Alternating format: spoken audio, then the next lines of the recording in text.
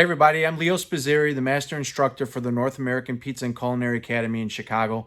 And today, what I want to do is talk to you about features and benefits of this Sun Mix mixer. This model that I have in front of me is the Sun Mix 6 kilo mixer, meaning that you can make 6 kilos of dough inside of this mixer. This is the smaller of the three units, which the smallest being the 6 kilo, then they have a 10 kilo and the larger 15 kilo. This mixer is a spiral style mixer, meaning that the bowl itself is going to spin, and then inside of here we have a corkscrew that kind of spins around, and the dough goes between this bar and this hook. So the dough gets fed around and then comes through. The reason why we like spiral mixing is because this machine will reduce the amount of friction that's incorporated inside of the dough itself, meaning that we can control the actual dough temperature so that we don't raise or increase the temperature too much. The great thing about a model like this, the 6 kilo especially, is that this is a great machine for home bakers. Home bakers have the problem that it's hard to find a spiral mixer with multiple speeds. Because at home we only have, let's say, 110 power, and a three-phase machine requires a lot more power. This machine will actually plug into any standard wall outlet, like you can see here. Now, I'm going to actually start the machine, and I'm going to mix a dough for you live, and I'll talk to you about the process as I'm mixing the dough. I've got everything kind of scaled out in front of me. This is a good dough for home use. I'm using 1 kilo of flour, 600 grams of water. I've got 30 grams of sea salt, 30 grams of 30 grams of sea salt, 30 grams of olive oil, 10 grams of sugar, and 7 grams of active dry yeast. Again, this is a really easy formula for those of you baking at home. I'm going to set the camera down and then talk to you about the machine here. Now, the Sun Mix mixer here on the side of the machine has this speed control knob. This starts out at 70, all the way at the lowest point, going all the way up to 210. On our commercial machines, our first speed is 125 revolutions per minute. So that's where I'm going to start my mixing out right now. This machine features stop and go. It's got a light. There's also a light inside of the bowl, which you can see, which is a really nice feature to have. And then this cage here, there's a safety switch. So while the machine is moving, if we turn this on right now, if we lift the cage, it'll stop so that we don't get our fingers pinched inside the bowl. Once it sets the fault, you have to actually press the start button again to make it move. What I'm going to do right now, I'm going to start by adding all of my flour into the mixer. And I'm going to add the flour first. And then to this flour, while we're using active dry yeast, I'm not going to bloom the yeast. I'm going to add it right in with the dry mix.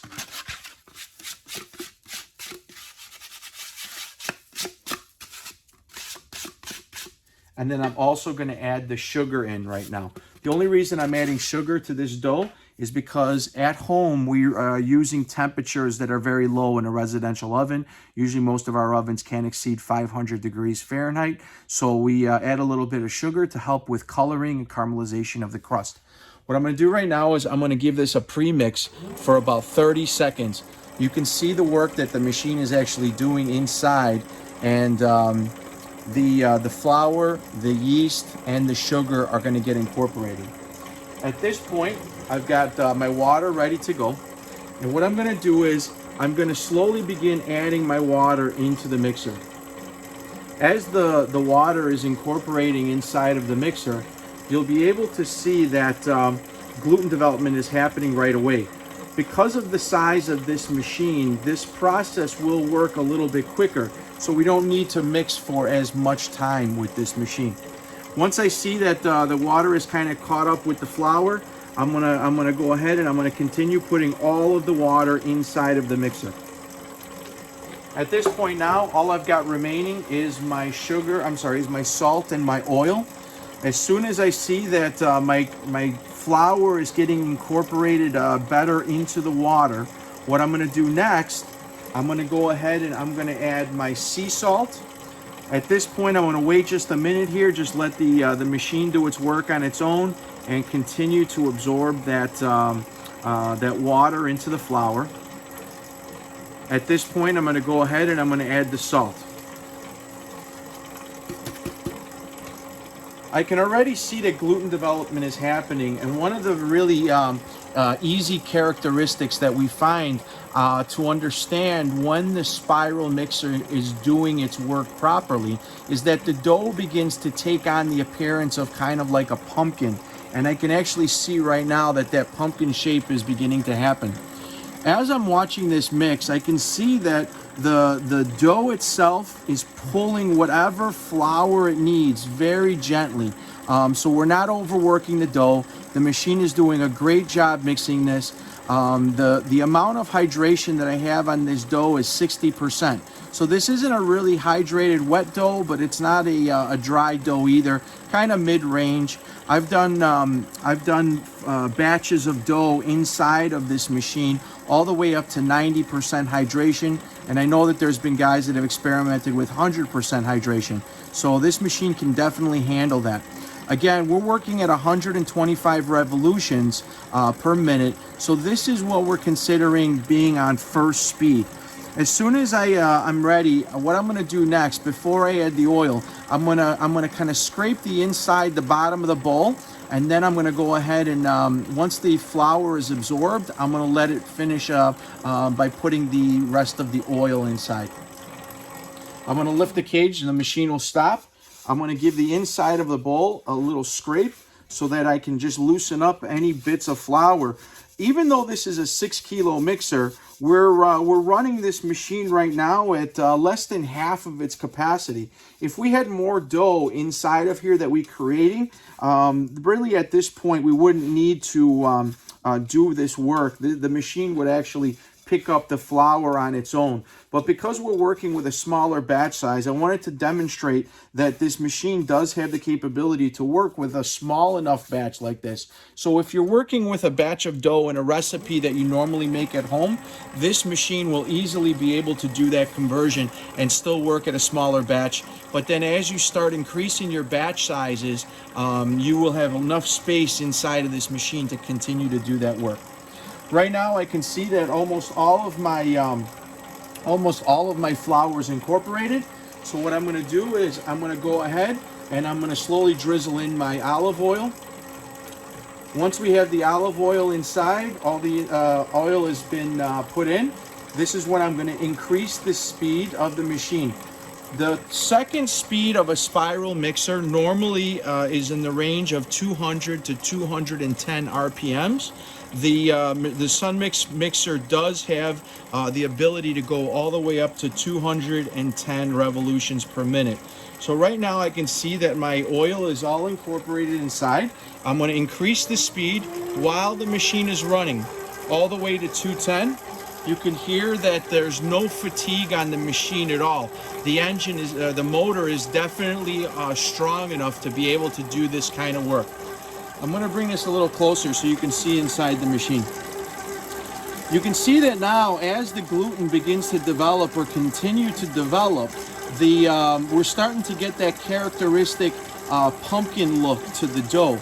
Again, this is a good sign that the dough is closing, that it's doing its work. I've got a really wobbly table that we're on, so this is why the machine looks like it's shaking. It's the table shaking, not the machine.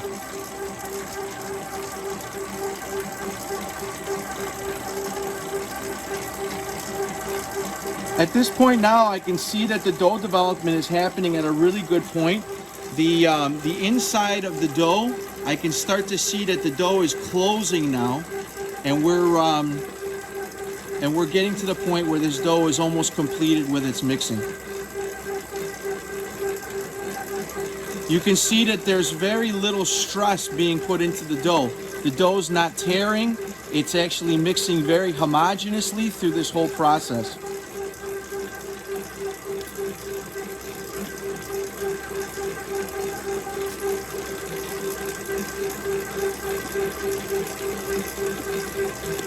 Again, the sound of the machine is very consistent, meaning that we don't hear the machine stressing.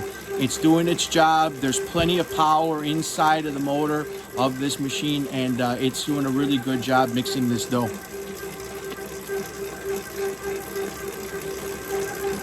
At this point now, I can see that the gluten is at a point where it's developed enough that the dough is closed, meaning that we don't see a space anymore between the bar and the bottom of the bowl like we did when the dough was forming.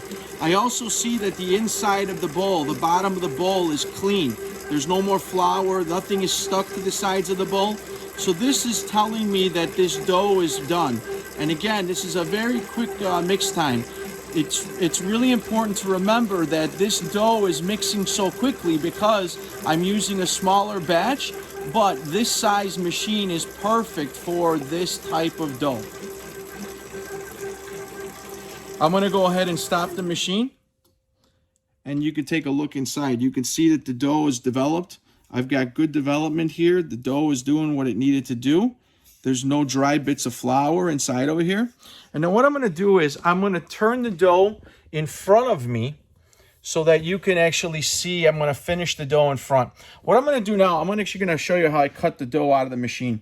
The head on this bowl, very typical with smaller machines, the head of this bowl is not raisable, meaning that it doesn't have a lift top type head.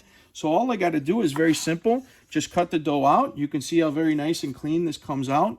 And I'm going to put it right behind me. I'm going to go from the side of the spiral, from the side of the corkscrew here. And then again, I'm going to go to the opposite side. And I'm just going to cut this out. And then the piece that's underneath the spiral, all I'm doing is just pulling it towards me. This is very simple to do and a very traditional technique for removing dough out of a mixer like this. And you can see I get all the dough out. It's very simple. There's really no pinch points besides underneath where the hook itself or the corkscrew itself touches the bottom of the bowl. And again, the bowl is clean. I've got everything out of the bowl. So what I'm going to do now, I'm going to show you how I finish this. I'm going to turn this in front. I've got the dough in front of me. I'm going to use my bench scraper. You can see 60, a little over 60%, something like that, wherever we're at. 60% hydration. I'm using a wood top table. All I'm doing is I'm taking my bench scraper and I'm going to give this a few folds. And you can see that with just a few folds, our dough is getting very nice and smooth, very nice, elastic, and this dough is ready for a quick rest. If it sticks a little bit, all we do is just take our scraper, get it right off. And again, my dough right now is feeling perfect. I can actually see little air bubbles that have formed from the actual work of the machine. So the machine was strong enough to actually trap some air bubbles inside over here. The dough has some resistance. So this was perfect amount of time for that machine to do its work. And this is a beautiful dough. So on behalf of me, Leo Spizzeri, I'd like to thank you for watching this video. And if you have any questions about mixers, you can always reach out to me directly on social media at Ask Leo Pizza. You can also visit the North American Pizza and Culinary Academy online at pizzaculinaryacademy.com, or you can check out us out on social media at Pizza Culinary Academy. Thank you all very much for watching, and I hope to see you soon. Bye-bye.